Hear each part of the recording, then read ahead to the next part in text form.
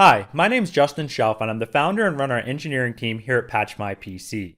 In this video, we're going to review how to set up and configure our publishing service that's used to publish third-party updates and applications into Microsoft System Center Configuration Manager. Now, the first thing you're going to want to do is go to our website, click on the documentation dropdown, and then choose the publishing service. From here, you can choose to download the latest version of our publishing service by clicking the option here and downloading that. Now you want to download and install this MSI to your top level software update point within Configuration Manager. Now in our case, this is a pretty simple environment. Our site server also contains our software update point site system. In the event that you have remote software update points, you want to install it on the remote software update point that is the top level server that other software update points sync from. In our case, since it's all on the same server, we're going to install it here on the site server. So go ahead and click the MSI. We'll choose next here, accept the EULA. I'm going to install it in the default location, but you can change as needed.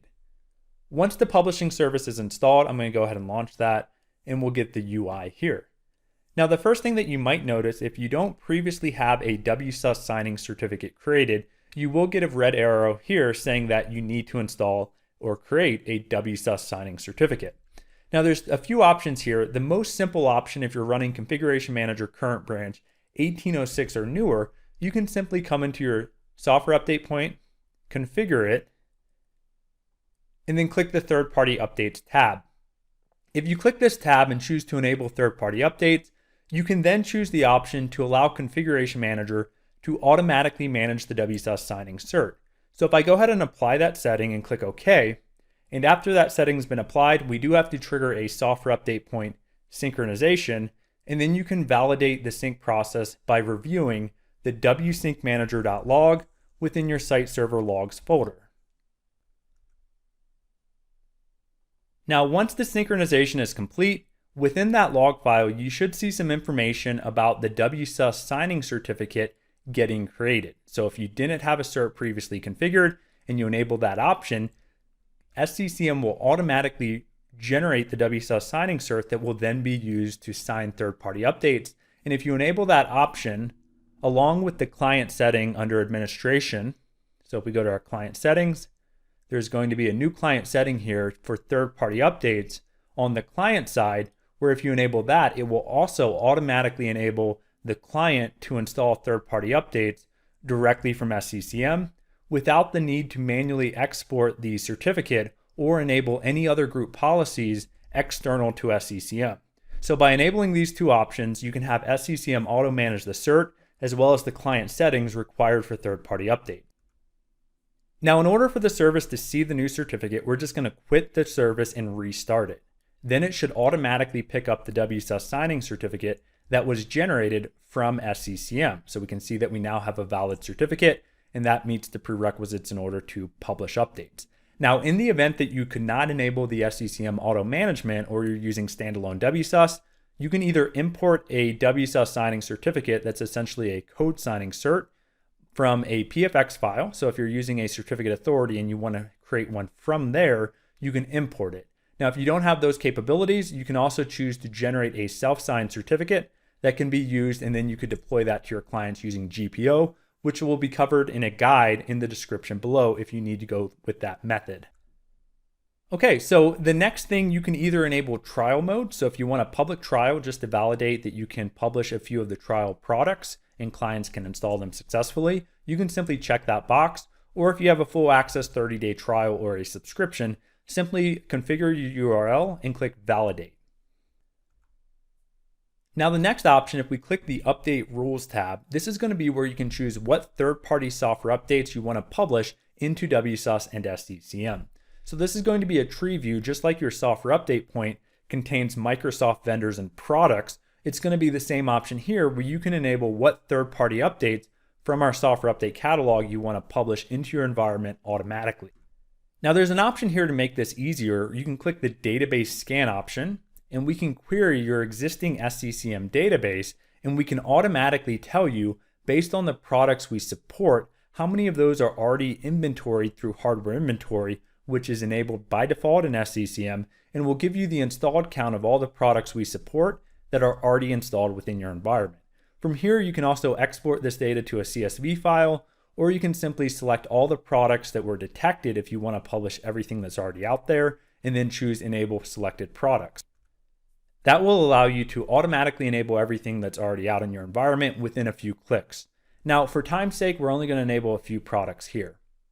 But if we right-click the All Products level, there are some customizations that we can apply to all child products recursively by right-clicking All Products. So depending on your needs, you could automatically enable some of these options, and we'll cover these at the individual product level when we enable a few products. But if you wanted to enable any of these global options for all products that support them, you can do that from the All Products level. Now for this demonstration, we're going to enable Google Chrome 64-bit and simply right-click that option. And this is where we can see that we have some additional capabilities that we can apply at the product level in addition to the 3 that we could apply globally. The first one is going to be you can do pre and post update scripts at the product level. You can also modify command lines for that product and add MST transform files if it's an MSI product. So what we're going to do for Google Chrome, we're going to go ahead and right click that, and we're going to say we want to turn off self updates within Chrome. We also want to delete any public desktop shortcuts that that update might create. And then we're going to add a post update script. Now these are of course optional, all these settings, but just to show you the flexibility of if you wanted to include any configurations for a product, you can browse out and choose your own customization script using a batch, VB script, PowerShell, exe, or MSI file that you can use as a pre or post action. Now for Google Chrome, this is a pretty simple PowerShell script that we're simply setting the home page for Chrome for all users to patchmypc.com, as well as configuring a few password policies within Chrome using some registry values. So I'm going to go ahead and browse to that and choose that as a post update script. So whenever Chrome is installed or updated, it will automatically create that script that sets the home page. In addition to that, we can also enable logging. What that means is that in the event that an update were to fail, you could actually go and look at the vendor's log file that's created here. So what that means is that we'll automatically append the installation logging parameter to exe and MSI installers, and we'll place that in a standard location on the client side, or you could even use a remote UNC path if you wanted all client logs to be stored remotely if the computers have access to that share. In our case, we'll leave the default with the local path. And the second update that we're going to do here is Java. So we're going to go ahead and search for Java, and then we're going to enable Java 8 32-bit. Now we can also enable customizations for this product differently if you wanted to. In this case, we're going to disable self-updates like we did with Chrome. We're also enable the logging level, but let's say that we want to enable verbose logging if you wanted to for that product. So you can see that you also can enable that if it's an MSI installer as well. So depending on what you need, you can enable just different options for different products. You could even add custom command lines as needed. For this demonstration, we'll only keep these 2 products enabled for updates. Now, the next option that we're going to jump over to is the Application Rules tab. So what we just did with the update rules in the previous step, that would be products that you want to publish into SCCM as a third-party software update. So that could only be used to update previously versions of applications that are installed outside of the software update model. So let's say that you already had machines out there where you deployed certain products like Java or Chrome, we could update older versions, but it would not be able to install if it was not already there. So that's what we're going to jump over to with this Application Rules tab. This is going to be products that you want to enable to automatically create as an application within SCCM that you can then use to deploy in task sequences or collection deployments. This does require the Enterprise Plus subscription, so keep that in mind. You would be required to have that subscription level in order to come in here and enable the feature. Now, once you enable that checkbox, you will have to configure some options if you have not configured them before. So you can just click that option here. And there's a few properties that you'll be prompted for. The first one is the SMS provider. And then you also need to define a UNC path that you want to use as the root folder level for any application content that gets created. There's also a variety of miscellaneous information that you can configure for the applications themselves, as well as automatically distributing application content to different distribution point groups within your environment here. So I'm going to just leave those options that I previously configured. And from this point, we can enable different products for application creation depending on your needs. So what I'm going to do is choose this copy option, where if you have previously configured products in the update tab here, you could duplicate those products to also be enabled as an application within SCCM as well. And you can even choose within this dialog if you want to copy any right-click customizations that were applied to those products for software updates as well. So since I chose yes on that, we can see that Chrome was automatically enabled, but in addition to that, it also enabled all the right-click options that I configured for the Chrome software update.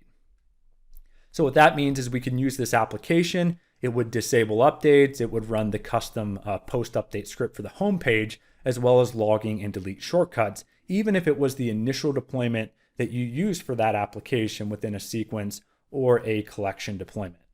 In addition to Java and Chrome, we're also going to enable 7-Zip as a base install application as well.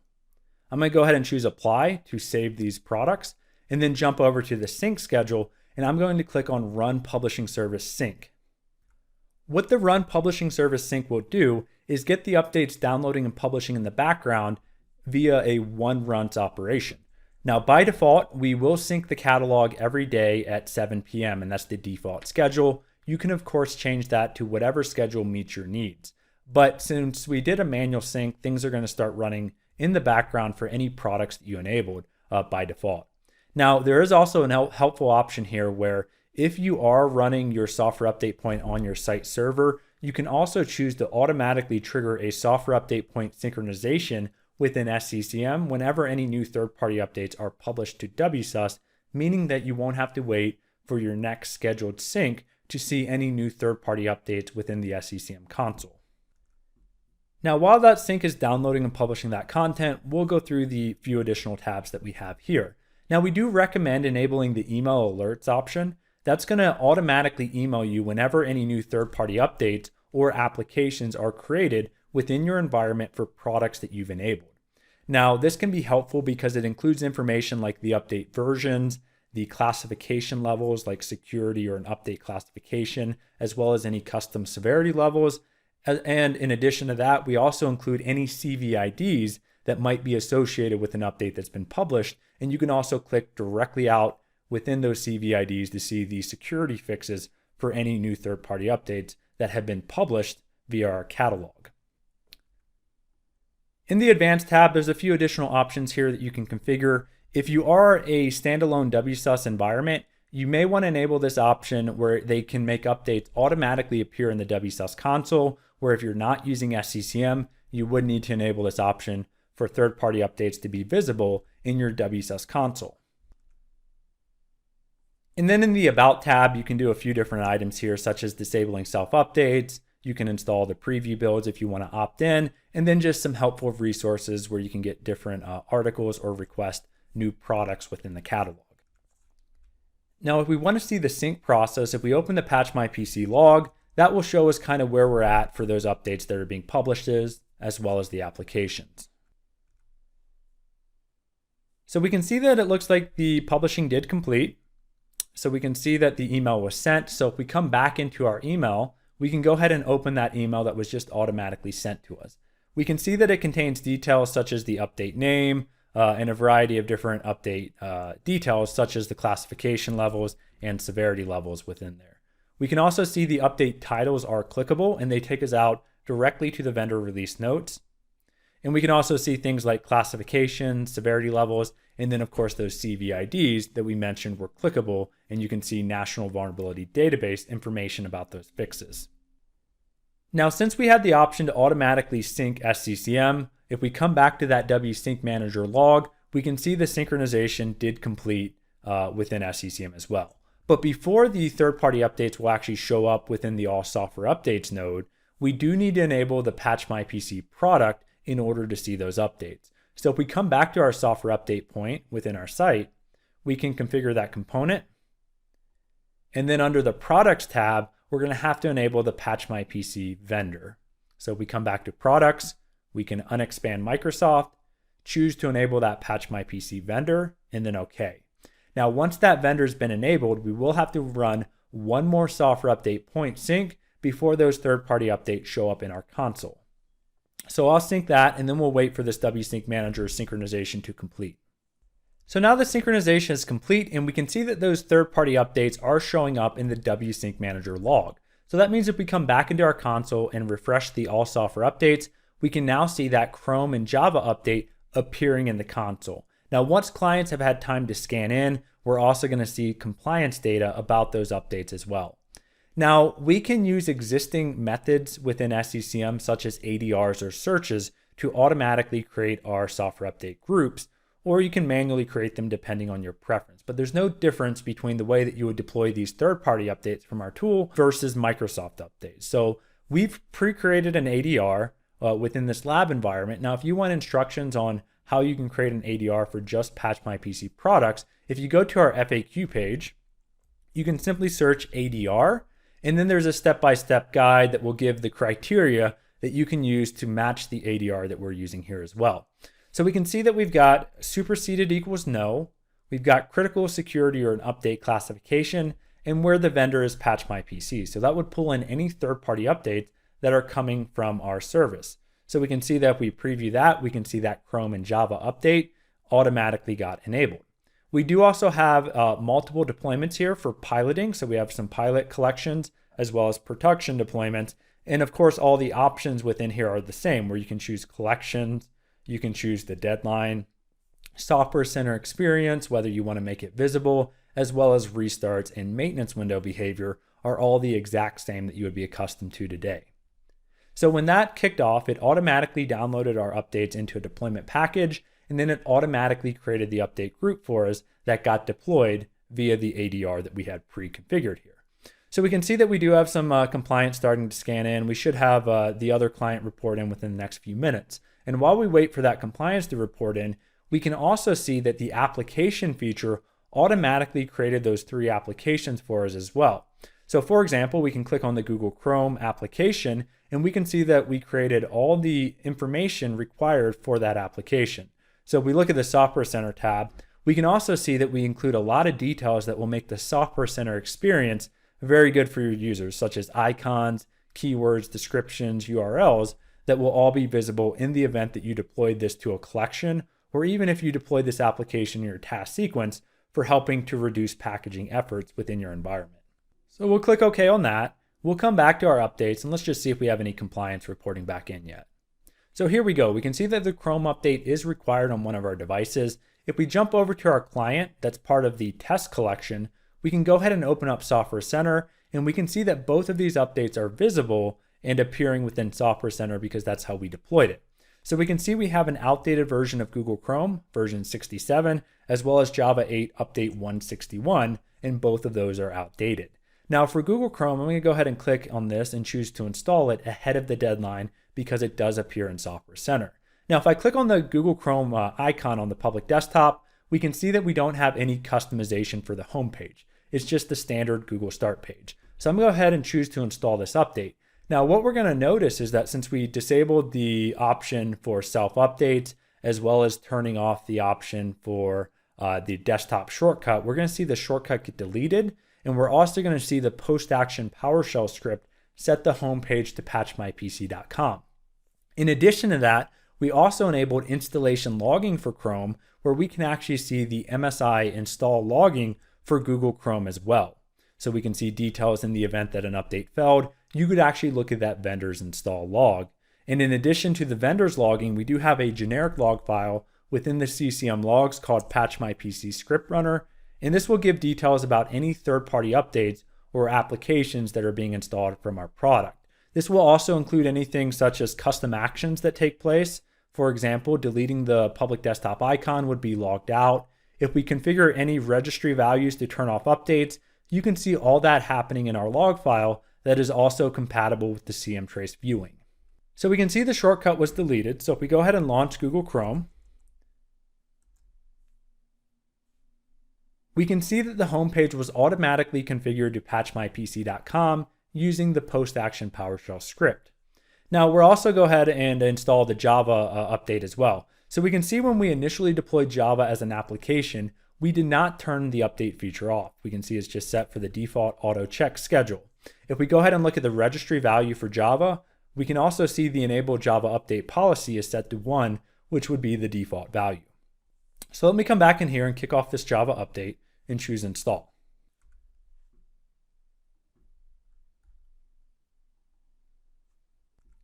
There we go. So we can also see that Java install log file automatically got created within the SCCM logs folder as well, because we enabled that right-click option. There we go. So we can now see that it's all up to date. So if I go ahead and refresh this, we can see that we now have the latest version of Chrome as well as Java. So that looks good for the update portion. Now, one other helpful thing, let's simulate there was a catalog update on our end. So what I'm going to do is swap out my URL to change it to a more up-to-date catalog just for this simulation. And we'll show you how the application as well as the update will be updated within this sync as well. So let me just go ahead and initiate a sync. And what's going to happen here is in this latest version of the catalog that we changed to, there is a newer version of Google Chrome. So we're going to see that by default, it's going to publish the new update, and it's also going to update the pre-created application from the previous sync as well. Now this option is configurable within the application settings, but by default, we will automatically update any previous version of an application so that in the event that you're using a collection or task sequence deployment, it's going to automatically update to the latest version of that. So you're always deploying the latest version in your task sequences or collection deployments. Now, if you did not want to have the same application keep updating, you do have the ability to simply create a new application for Chrome whenever a new one came out. So in the patchmypc.log, we can see the sync just completed. So if we come back to our email, we can see that we just got a new email alert that new updates were published. So here we can see that we have the new version of Chrome that's been published as a software update. And we can also see that we updated the application in place to the latest version as well. So if we come back to our console and we refresh this application, we can see that we automatically went from 0.80 for the end to 0.100, which would be the latest version of Chrome 75. So if I had this in a task sequence, we would be able to always keep that latest one, so there's no delay between your initial deployment and when the third-party update would get applied for actually updating that product. If we go to our updates, we can also see, of course, the new Chrome update is appearing as a new update, and then the previous version automatically got superseded within your environment. That concludes the setup video. If you have any questions, please feel free to leave it in the comment section below. Thank you for watching.